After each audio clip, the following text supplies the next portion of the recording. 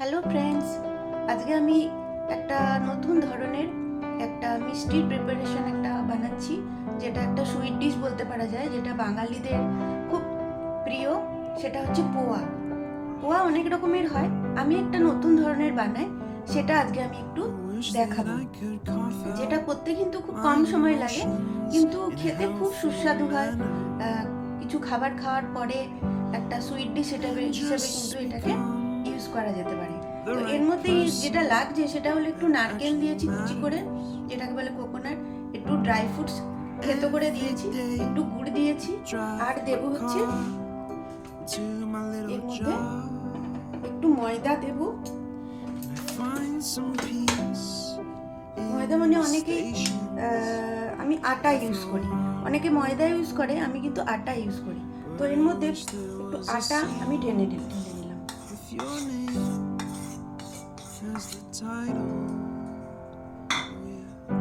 এইবার এই আটাটার মধ্যে আমি খানিকটা সুজি দেব। সুজি দিলে একটু ভালো হয়, 1 চামচ মতো সুজি দিলাম, খুব কম দিলাম। আর দিয়ে দেবো আমি একটু রাইস ফ্লাওয়ার, এটাও আমি 1 চামচ মতো দিচ্ছি। এটা দিলে কি হয়, একটু খেতে খুব সুস্বাদু লাগে, একটু ভালো লাগে। তো এটা আমি দিচ্ছি।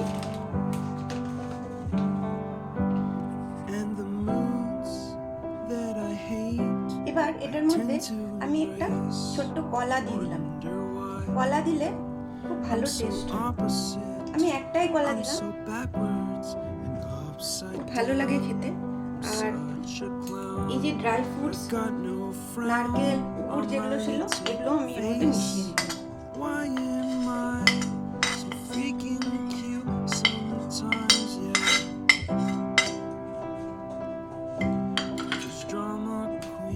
এইবার এটার মধ্যে আমি এটা কিন্তু জল দিয়ে মাখবো না, আমি কিন্তু এটা খানিকটা দুধ দিয়ে দিচ্ছি এর মধ্যে। এই দুধটা দিয়ে কিন্তু আমি এটা ভালো করে মাখবো, একদম খুব ভালো করে একটা মিশ্রণ তৈরি করছি এখন। এইভাবে প্রথমে হাত দিয়ে এরকম ভাবে কলা, আটা এগুলো ভালো করে মিশ্রণটাকে তৈরি করে নিতে হবে। তারপর একটু একটু করে দুধ দিতে হবে, যাতে একটা মিডিয়াম একটা ব্যাটার তৈরি হয়, যেটা খুব পাতলাও হবে না, আবার যেটা খুব গাঢ়ও হবে না। তো সেটা কি হবে আমি দেখাচ্ছি। তো ব্যাটারটা আমি জাস্ট এই ধরনের একটা তৈরি করে নিয়েছি, যেটা কিন্তু খুব গাঢ়ও নয়, আবার খুব পাতলাও নয়, একটা মিডিয়াম।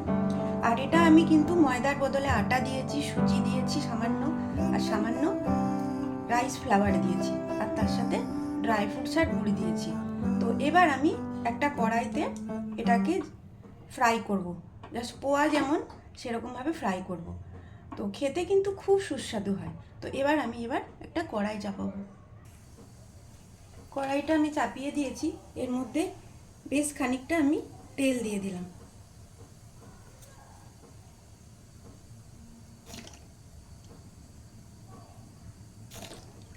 তেলটা গরম হচ্ছে, তেলটা যখন ভালো গরম হবে তখনই আমি জিনিসটা বানাবো। এই ব্যাটারটার মধ্যে আমি 3-4টি ছোট এলাচ থেতো করে এর মধ্যে দিয়ে দেবো, তাহলে একটা খুব ভালো স্মেল আসবে এর মধ্যে।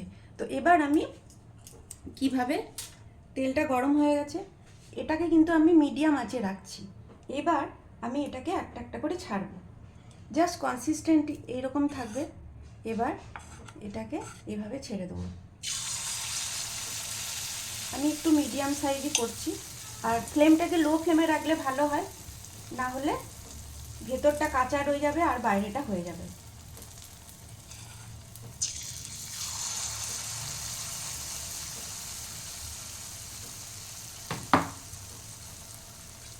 একটু লো ফ্লেমে এটাকে ভাজতে হবে।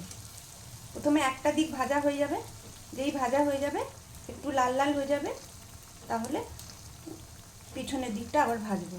তো এটাকে কিন্তু বারবার বলছি, একদম লো ফ্লেমে থেকে মিডিয়াম ফ্লেমে ভাজতে হবে, নাহলে কিন্তু বাইরেটা হয়ে যাবে, ভেতরটা কাঁচা রয়ে যাবে।